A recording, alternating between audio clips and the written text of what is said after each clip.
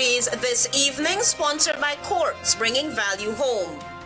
Final approval still needed for U.S. Exim Bank loan for GTE project. Some approved, less than requested amount. Jagdeo stands by GCOM, believes the opposition will be painfully defeated at the 2025 polls. Agriculture Ministry to monitor and report on food prices ahead of Christmas season. And Insurance Act of 1970 must be revised to curb road accidents. Insurance broker. HGP Nightly News begins now.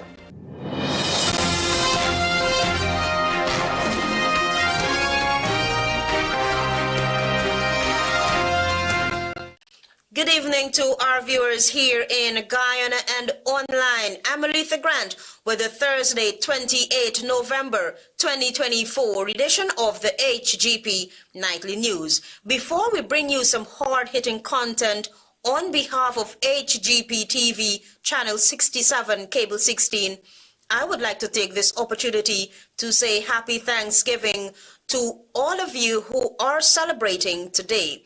There is much to be grateful for indeed. We will begin tonight's broadcast by telling you that the United States Export-Import Bank's board has approved a loan for Guyana's Wales to Gas Energy Project. This is according to General Secretary of the People's Progressive Party, Barrett Jagdeo. The loan has been approved by the board of Exim Bank, and it has been sent to the Congress for 30 days notification. General Secretary of the People's Progressive Party, Civic, Barrett Jagdeo on Thursday, providing an update on the $660 million loan for the Wales Gas Energy Project.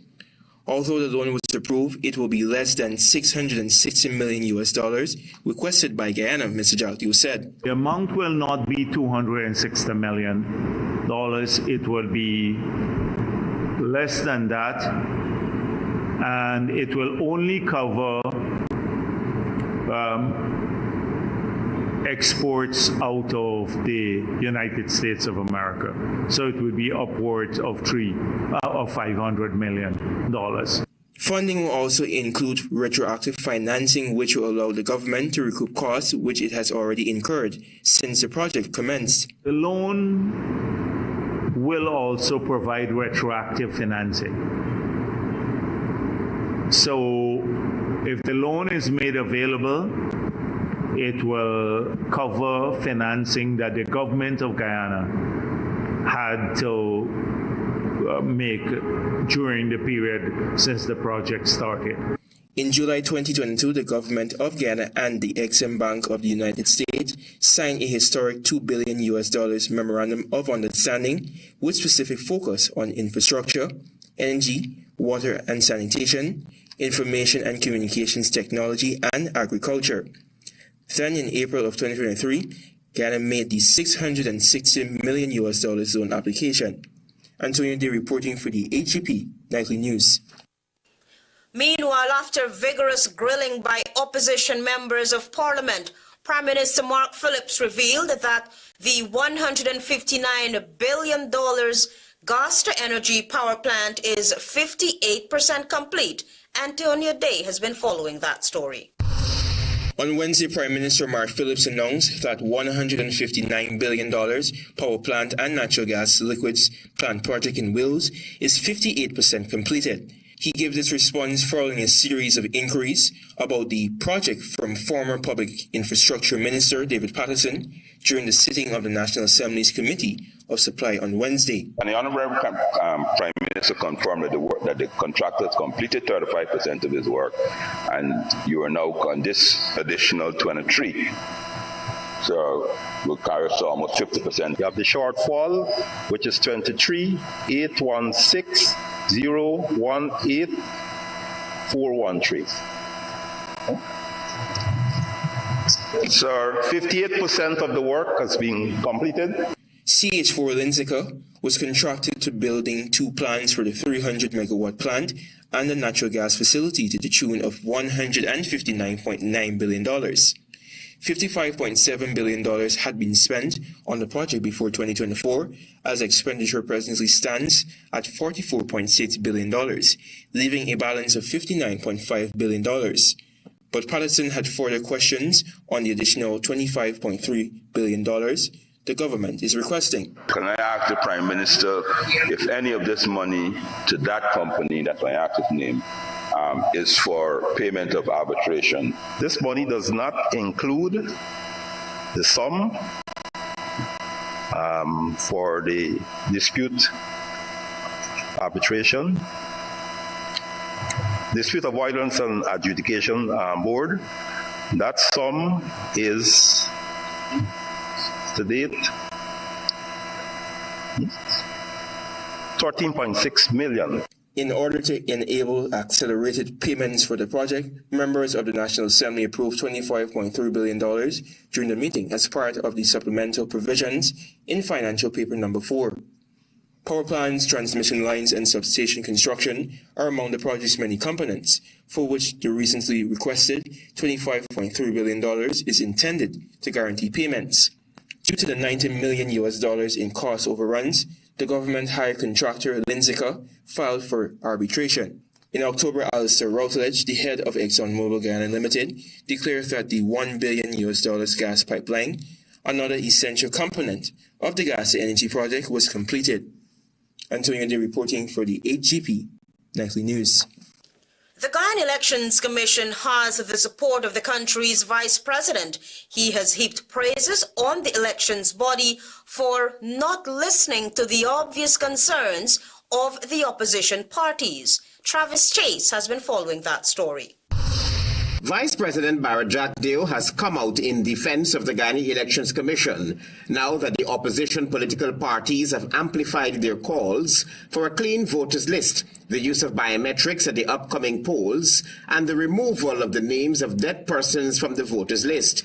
Mr. Jackdale, at his Thursday afternoon press conference, said that the opposition parties are creating a smokescreen ahead of the 2025 polls. But somehow in their minds, I think if they believe that if they create a deluge of falsehoods and noise surrounding the ability of GCOM to conduct free and fair elections, that it will enhance their electoral fortunes. On the issue of the need for a clean voters list, the Guyana Elections Commission has already said that the Commission is relying on a 2019 High Court decision, which was not appealed, that names could not be removed from the voters list and the list of registrants. Mr. Jackdale had this to say about the opposition parties' calls for the names of dead persons to be removed from the list. And someone needs to school these people, as GCOM has been doing. And I must commend GCOM for this. They've been pointing out the laws governing their action, that it's not they can't act capriciously based on the whims and fancies of political parties. Mr. Jackdale believes that the opposition parties' concerns at the level of the Guyana Elections Commission are not genuine. He believes, too, that it's all because a defeat for the opposition parties at the 2025 polls is imminent. They are aware, maybe painfully so, of the impending defeat at the polls. They're painfully aware of this. And therefore, as I said before, they've started to come up with the usual excuses. The opposition, the People's National Congress Reform, the Alliance for Change, and the Working People's Alliance have been demanding that biometric system be introduced at polling stations as a means of preventing voter impersonation in the names of dead persons and immigrants, as was allegedly the case at the 2020 elections. Travis Chase, HGP Nightly News. Join us after this break for more news.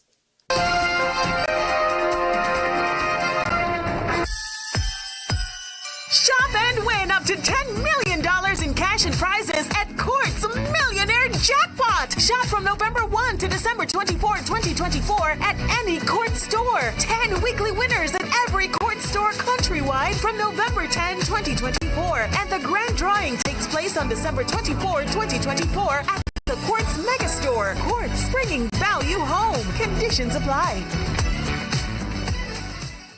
Welcome to SNL Electrical Inc., where lighting and electrical needs are met with expertise and style. From the latest in electrical lamps to durable cables, circuit breakers, panels, we have it all. Illuminate your space with our elegant chandeliers, stunning crystal lights, and versatile pole lights. Looking to upgrade your comfort? Explore top-of-the-line AC units and our diverse selections of stylish styles. Visit us at 170-180 Thomas Street, Kitty, Georgetown. Discover a solution that not only lights up your world but transforms it. Call us on telephone number 226-3018 or 223-1634. SNL Electrical Inc. powering your life with elegance, quality, and care. Say goodbye to germs with a free Sterling Super Soap automatic dispenser. That's right, get free equipment and installation of our touch-free dispenser. The perfect amount of soap every time ensures clean and germ-free hands. Refilling is quick and easy with 4 amazing fragrances: coconut, sunflower sunrise, pink blossom, and citrus zest. Call us on 265-7403. Modern Graphics is now the #1 sign manufacturer in the Caribbean. We offer the most modern and contemporary types of signs, including channel letters, halo designs, and architectural signage. With a vast variety of colors and lighting effects to choose from, we can professionally manufacture and install your sign so your business can shine among others. Visit us today at 6 Corbane Park, Annandale, telephone 220-1977, or like us on Facebook.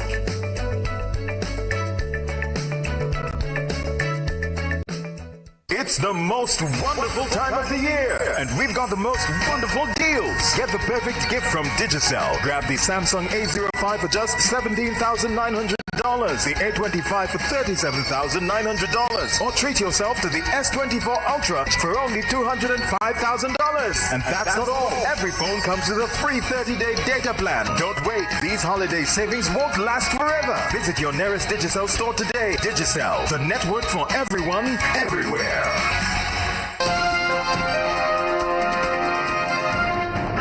Welcome back. You're watching the HGP Nightly News. Ahead of the Christmas holiday season, the Ministry of Agriculture will intensify efforts to monitor and share daily market prices, helping consumers navigate potential price hikes on fresh and agro-processed foods. Caris Gonzalez reports. With the Christmas season fast approaching, the Ministry of Agriculture, through the New Guyana Market Corporation, New GMC, is ramping up efforts to monitor and report on the prices of fresh and agro-processed commodities. This move is aimed at curbing the usual price hikes that often occur during the holiday period. Minister of Agriculture Zulfikar Mustafa announced in a statement that as of December 2024, the ministry will post daily updates on market prices via social media platforms to help consumers make informed decisions as they navigate holiday shopping. In addition, the ministry is exploring ways to monitor and share the prices of essential commodities in popular supermarkets nationwide. To ensure the effectiveness of these efforts, the ministry will collaborate with other government agencies, including the Ministry of Tourism, Industry and Commerce. Minister Mustafa in the press release explained that several months ago, the new GMC was tasked with creating a daily price list for fresh and processed goods. While this initiative is still ongoing, it will be given greater focus as the holiday season approaches. The minister noted that consumer spending typically rises during this period, with more money being spent on fresh produce and processed items. Quote unquote, "We know that consumers usually have more spending power during the holiday season, and more money is being spent on a variety of commodities. As we head into Christmas, these efforts will be intensified so that consumers are informed about the prices of goods being sold in markets across the country," Mustafa said. The minister also clarified that while the government does not implement price controls, it has been working to reduce food production costs. Quote, "Our focus is on minimizing the costs associated with food production," end quote, he explained. To support this, the government says it has been providing critical inputs such as seeds, fertilizers, pesticides, and livestock to farmers. Additionally, investments have been made in research, climate-smart agricultural techniques, and infrastructure like farm-to-market roads, processing facilities, and water management systems. These initiatives are designed to stabilize food prices and ensure sustainability of local agriculture, benefiting both producers and consumers as the holiday season approaches. I am Carice Gonzalez reporting for the HGP Nightly News. The Secretary General of CARICOM has urged the Council for Trade and Economic Development, COTAD, to make practical and inclusive decisions that serve in the best interest of CARICOM member states. Find out more from Tiana Cole. Speaking on the opening of the 59th regular meeting of Council for Trade and Economic Development, COTAD, at CARICOM Secretariat in Georgetown, Guyana, Dr. Carla Barnett, Secretary General of CARICOM, encouraged ministers of trade to fully utilize the flexibilities of the revised Treaty of Chaguaramas, especially for sensitive agenda items. She highlighted progress in the implementation of the free movement of skills under the CARICOM Single Market and Economy, CSME. As this COTAD deliberates, we are reminded that the framers of the revised treaty sought to be careful to strike the right balance between the common interests of the community and the interests of member states within our community of sovereign states. They did not intend to promote winners and losers. Rather, the objective is a community that supports enhanced trade, investment, integration of production and development for all. Dr. Barnett noted that revised treaty aims to balance collective and national interest with CARICOM, fostering trade, investment, and development across the region without creating disparities. Chair of the meeting, Senator the Honorable Paul Gopi Schoon, Minister of Trade and Industry for Trinidad and Tobago, outlined the meeting's extensive agenda, which included discussions on free movement of nationals, trade policy, intellectual property, and updates on CARICOM Colombia trade negotiations and World Trade Organization developments. I want to emphasize this morning the important role that is assigned to us in COTAD as a council that addresses the single market and trade and economic development issues that are at the forefront of our community's agenda. Senator Gopi Schoon emphasized COTAD's critical role in advancing trade and economic development, stating that its discussions significantly shape the region's integration efforts.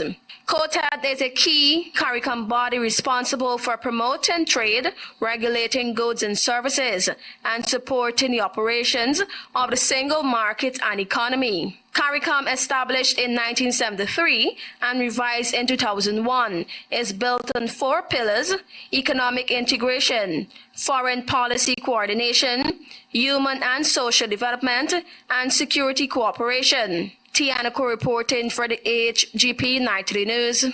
Some $30.5 billion in additional funding was on Wednesday approved by Parliament's Committee of Supply.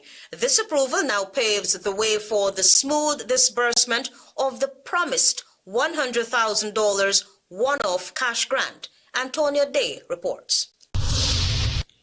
On Wednesday, several members of the opposition grilled Prime Minister Mark Phillips as the government sought $30.5 billion for the $100,000 one-off cash grant distribution. However, Prime Minister Phillips was not ready for the barrage of inquiries about the distribution process. Questions coming from Honourable Member of Parliament, Fowler Lawrence. Prime Minister state whether out of this $30 billion, any amounts will be going to administrative costs, or if this is just for the grant. Response from Prime Minister Mark Phillips. So this figure covers the payment going to the person. 18 years and above, you are right. If I'm 18 years today, the 1st of January 2025, right, you qualify for the money. In response to a question about whether the $30.5 billion would be adequate to cover everyone who's eligible, the Prime Minister stated that the government would seek more money from the Assembly if necessary. If we finish this 30 million, right, and we have to come back on the 30th of December for more money, we will come back to this House. Meanwhile, on Tuesday, Senior Minister with responsibility for finance, Dr. Ashni Singh, during a sideline interview with the press, provided clarity on the cash grant disbursement exercise. The registration process is a very efficient one. You may have heard that we have developed an app that is very efficient in terms of scanning your ID card and capturing the data. Dr. Singh stated that although persons will not be forced to have their photograph taken, it is necessary for completing the process. We are not, of course, compelling anybody to have their picture taken. You do have the option not to have your picture taken. But if you exercise the option not to have your picture taken, you will not be registered.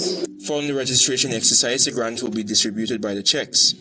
According to Dr. Singh, a published schedule will be used to notify Guyanese about registration locations in their respective regions.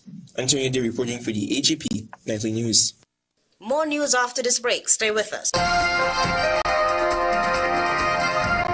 Planning a cleanup? We can help.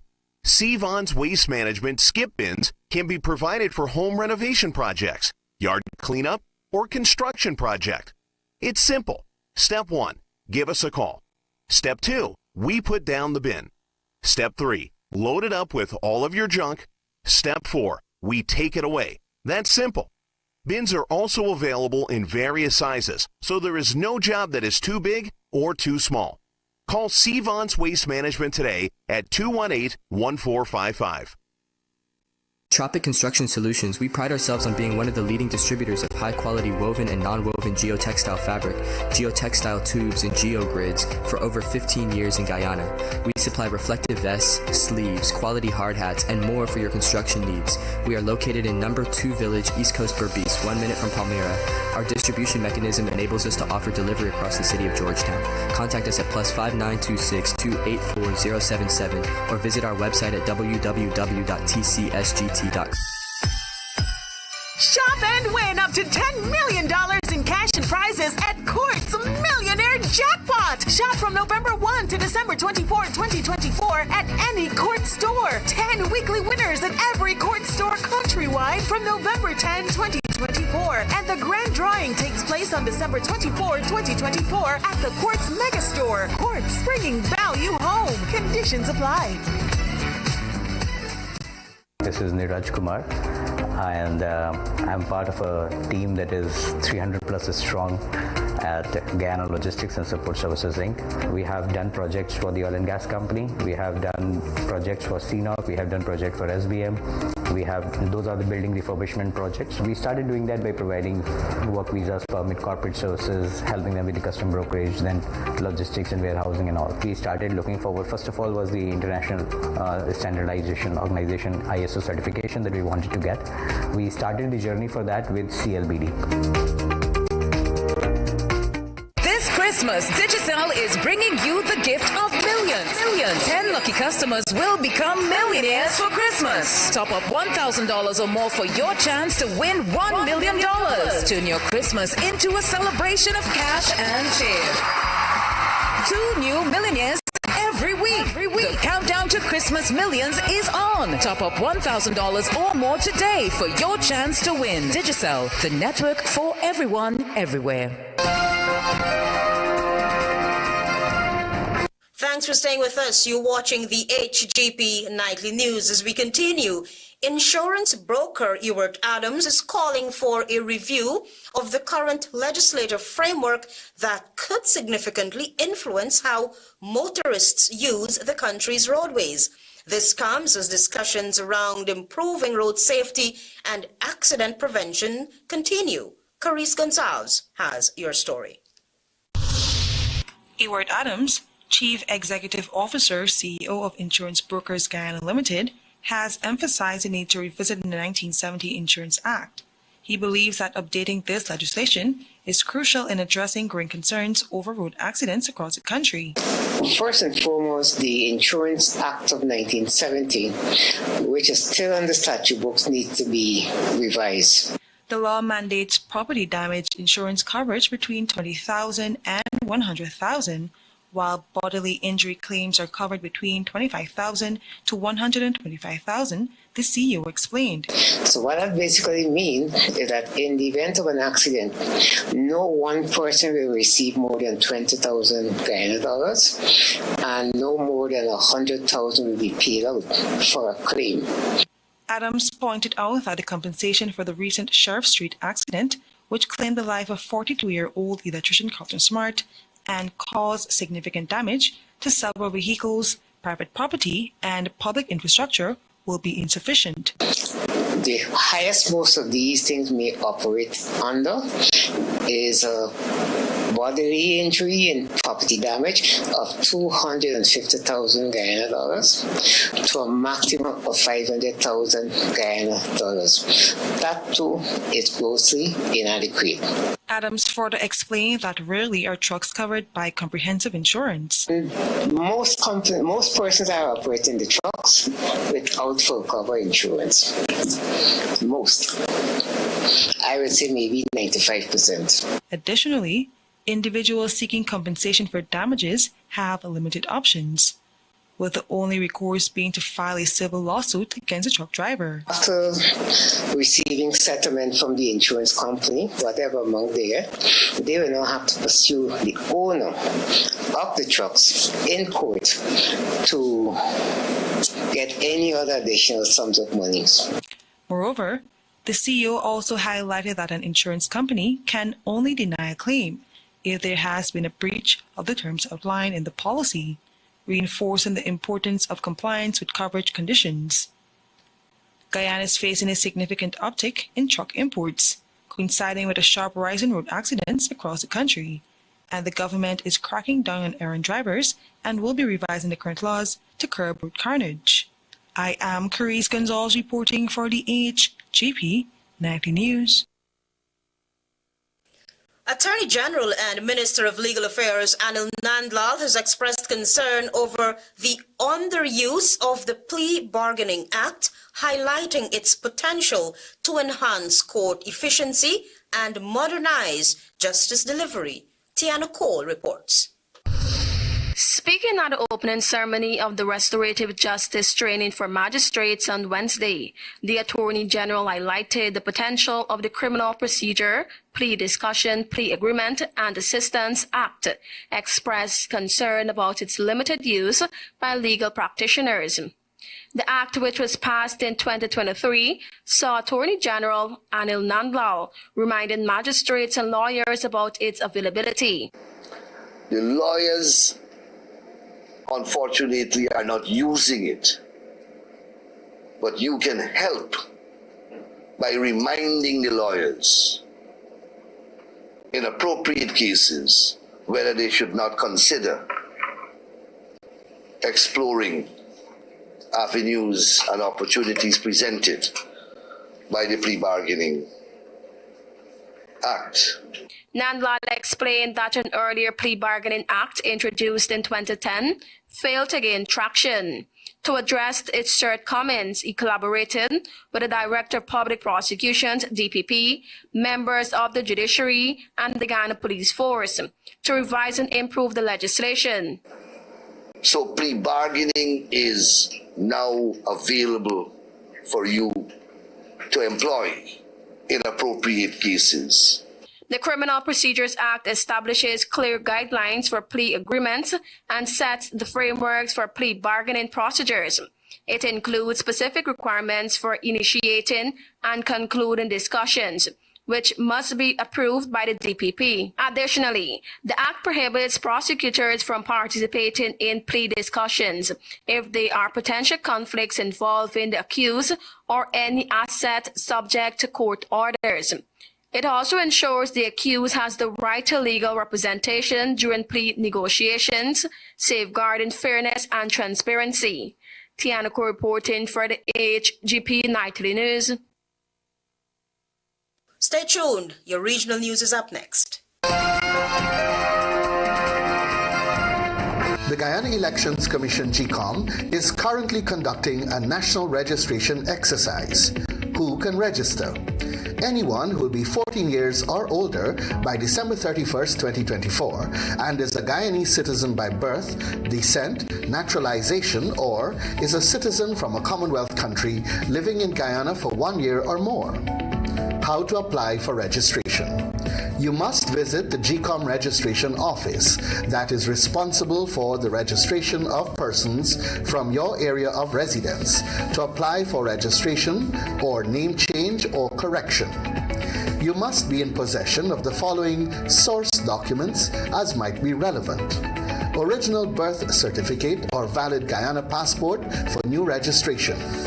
Original marriage certificate and original birth certificate in the case of a name change by way of marriage.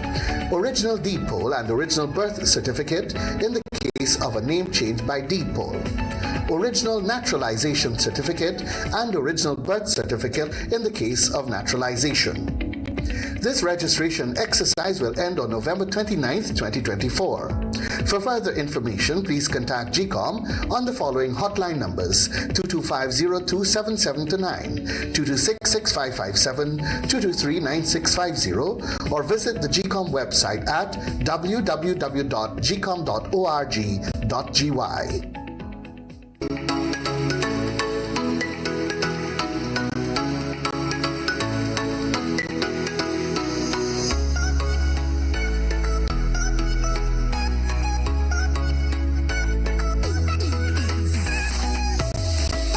This is Offshore Diaries.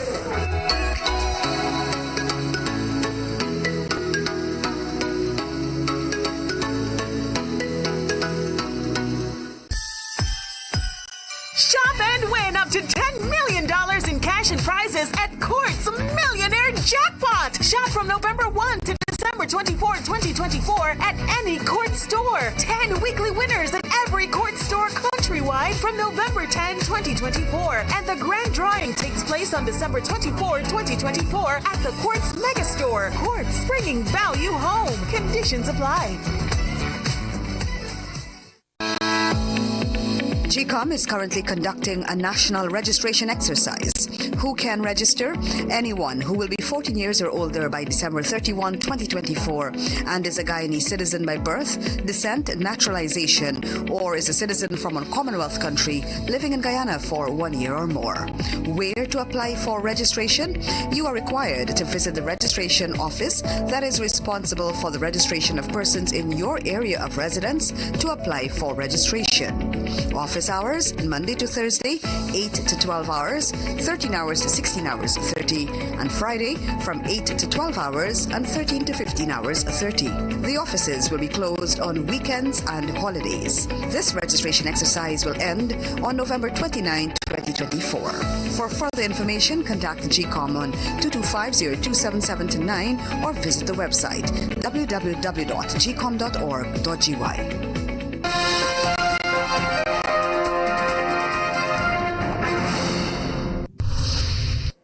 Good evening and welcome to Thursday's edition of the Regional News. We begin with news from Venezuela.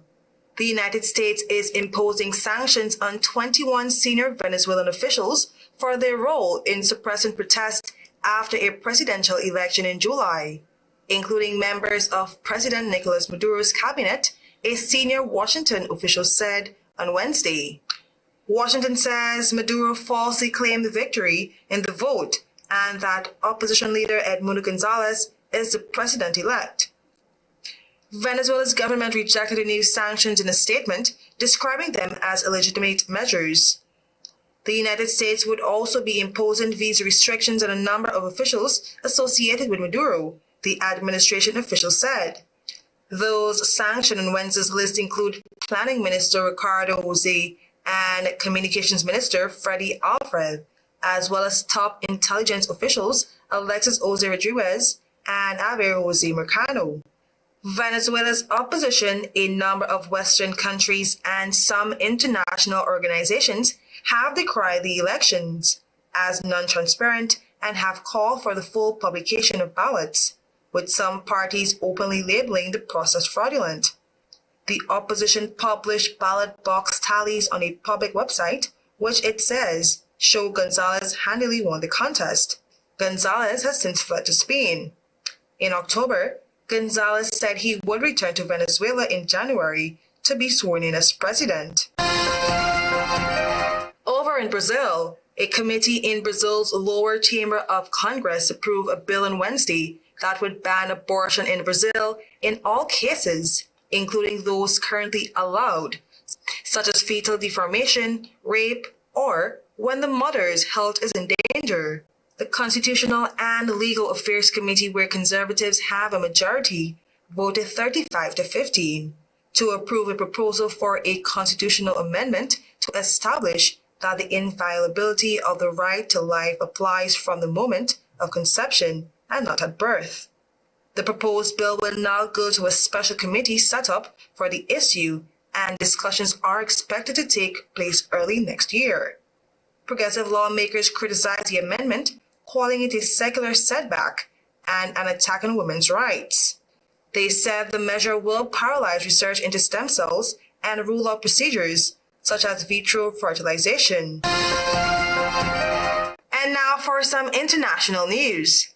At least 15 people have died and 113 others are still missing after landslides buried homes in 6 villages in eastern Uganda, police said. Another 15 injured people have been rescued and admitted to health centers. The Uganda Red Cross Society said Thursday that 13 bodies had been recovered after landslides buried 40 homes and the rescue effort was continuing. Local media reported that authorities expect the death toll could rise to 30. The landslides happened after heavy rains on Wednesday night in the mountainous district of Bulambuli, where landslides are common. The district is about 280 kilometers east of the capital, Kampala. I am Carice Gonzalez. Thank you for watching.